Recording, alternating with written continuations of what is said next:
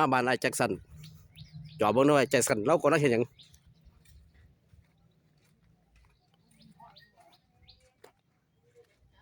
นี่คือบ้านไอ้แจ็คสันเนี่ยเด้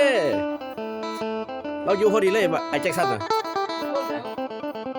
ไอ้ตาสวดก็อยู่นี่อย่างเฮ้ยทำอะไรเย็นฮ้อนโอเคโอ้นี่คือสบายดีป่ะพี่น้องสบายดีฮ้อนป่ะบรรยากาศทีมงานบ้านไอ้แจ็คสันอ๋อนี่ไงกำลังตำกับขัวโอ้ยพอดีเลยฮ้อนแล้วฮ้อนบรรยากาศขัวบ้านไอ้แจ็คสัน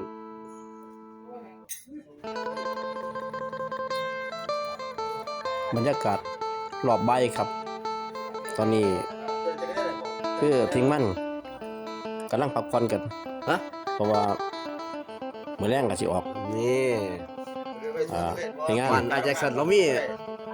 กระจก6เหลี่ยมด้วยเนี่ย6เหลี่ยมกับ9เหลี่ยมวะ9เหลี่ยมสะท้อนแสงสะท้อนสิ่งชั่วร้ายวาบไป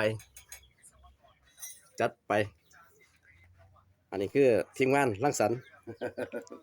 ไม่ได้สำรวจรังสรรค์เองทีมงานหลายรังสรรค์เด้อผู้ใดลงรถไฟแล้วบ่มีรถกลับบ้านนี่หาเราได้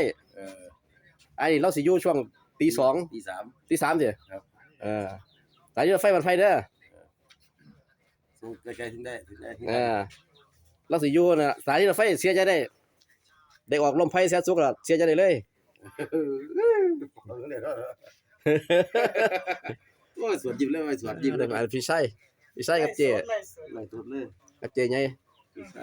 เจไงกับพี่ชัยเด้อพี่ชัยสุดรอได้บ้านแล้วบ้านนี้แล้วนี่แล้วอุทกไฟเราย้อนพี่ชัยนี่แล้วเด้อโอเดชกับพี่ชัยเอ้ยได้สวนเลยจังหวะนี้เข้ามาได้สวนดูก็จริงเลยไปเบิ่งสวนไอ้แจ็คสันตัวโอ้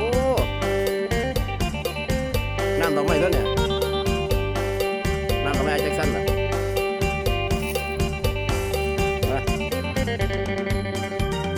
นี่คือสวนโอ้สวนมะม่วงสวนกล้วย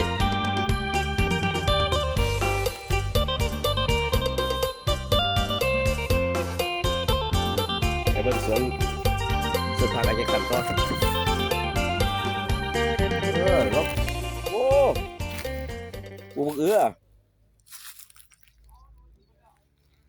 โอ้หน่วยใหญ่เว้ยพอได้กิน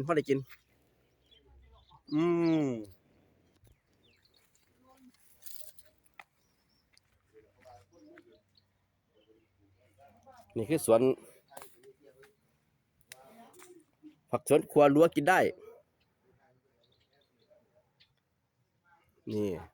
นี่คือบ้านเราอีกมุมหนึ่งของบ้านเราคือตอนนี้มันหนาแรงตายเมื่อแต่ว่าขออภัยบ่ตายงาม